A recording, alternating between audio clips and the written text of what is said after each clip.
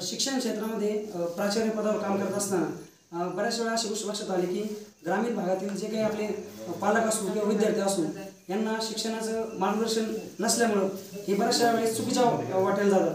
म्हणजे बऱ्याचशा वेळेस बळी पडतात. जसं की मोठ्या खाजगी संस्था आहेत, तिथं ट्युशन फी असते, तिथं क्लासेस लावतात, तिथं जास्त पैसे भरतात आणि शेवट त्यांच्या हातात काहीच राहत नाही. मग आपल्या ग्रामीण भागातल्या जे काही पालक असो किंवा विद्यार्थी असो यांना जर त्यांना जर त्याचं मोठं ध्येय प्राप्त करायचं असेल, त्यांना एक चांगलं उच्च शिक्षण घ्यायचं असेल तर त्यांची समाजात फसवणूक होऊ नये आणि त्यांना जे योग्य मार्ग आहे म्हणजे मार्गदर्शन आहे ते मार्गदर्शन घडावं या अनुषंगाने माझ्या जे सहकार्य आहे जे या शिक्षण क्षेत्रात काम करत आहे आम्ही सर्वांनी मिळून एक संस्था स्थापन केली. तिचं नाव दिलं बी द चेंज, चला बदल घडूया. या अनुषंगाने आमचं प्राथमिक लेवलला आम्ही हेच कामासाठी एक संस्था चालू केली की जे गोरगरीब विद्यार्थी आहे किंवा जे ग्रामीण भागातील विद्यार्थी आहे यांना शिक्षणाबद्दल महत्त्व पटवून देणे, शिक्षण कशा प्रकारे घेतलं पाहिजे किंवा आपण उच्च पदावर जायचं असेल किंवा चांगल्या प्रकारचे ध्येयप्राप्ती करायची असेल तर कशा पद्धतीने आपण शिक्षणाची वाटचाल केली पाहिजे. विविध प्रकारचे जसं जेई, नीट, एनडीए सारखे जे मोठमोठे पर्याय आहे करिअरसाठी जे आपल्या ग्रामीण भागातील विद्यार्थ्यांना माहीत नसतात त्याची माहिती त्यांना अवगत करून देणे या अनुषंगाने आमची एक एनजीओची सुरुवात केली.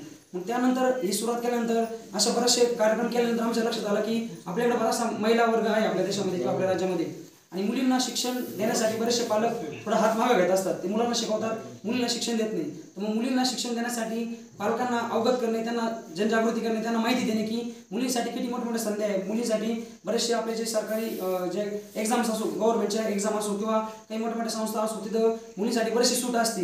पैशामध्ये पण फी देताना सूट असते, शिक्षण घेताना सूट असते किंवा ज्या जागा निघतात आपल्या गव्हर्नमेंटच्या त्या जागामध्ये पण बरीचशी सूट असते. मुलींसाठी जर आपण बघितलं तर आरक्षण असते, मुलींसाठी एक पर्टिक्युलर सेट ऑफ जागा रिझर्व्ह करून ठेवले जातात त्या नोकरीसाठी. ह्या गोष्टी जनजागृती करणे, पालकांपर्यंत ती महत्त्व पटवून देणे, मुलं आणि मुलीमध्ये आपण काही भेद केला नाही पाहिजे. मुलींना जर आपण शिक्षण दिलं तर त्या सुद्धा उच्च पदावर जाऊ शकतात आणि एका मुलीला घडवलं तिचं पुढच्या परिवार आपण घडवतोय. तर अशा अनुषंगाने मग आम्ही वुमन एम्पॉवरमेंट, महिला विकास या क्षेत्रात पण उडी मारली, त्यात पण आम्ही काम करायला लागलो. त्याच्यासोबतच आमचे काही मित्र आहे का जे ते पण या सामाजिक कार्यात आहेत. त्यांनी आम्हाला सांगितलं की आपण ट्री प्लांटेशन करू शकतो, वृक्षारोपण करू शकतो. मग आम्ही वृक्षारोपण त्याच्यामध्ये पण पडलो. आता मागच्या 15 दिवसापूर्वी आमच्या सानिध्यात काही योगाचे लोक आले. त्यांनी जसं आहे नयन नीती आणि जलनीती हे काही शिबिरं घेत होते ते. मग त्यांच्याकडून आम्ही मदत घेतली. त्यांना सांगितलं तर ते आता मोठ्या सिटीजमध्ये हे कार्यक्रम घेत होते. मग आम्ही ठरवलं की आपण ग्रामीण भागात हे कार्यक्रम घ्यायचे. मग त्यांच्याकडून माहिती घेऊन वगैरे आम्ही हे कार्यक्रम ग्रामीण भागात पण करायला लागलो. असं आम्ही या क्षेत्रात नवीन आहोत आणि ज्या ठिकाणी आम्हाला संधी भेटते काम करण्याची की आपण समाजासाठी काय काम करू शकतो तर अशा ठिकाणी आम्ही पोहोचून आमच्याकडे जे काही रिसोर्सेस उपलब्ध आहे त्या रिसोर्सेसच्या माध्यमातून आम्ही समाजासाठी छोटंसं काम करतोय.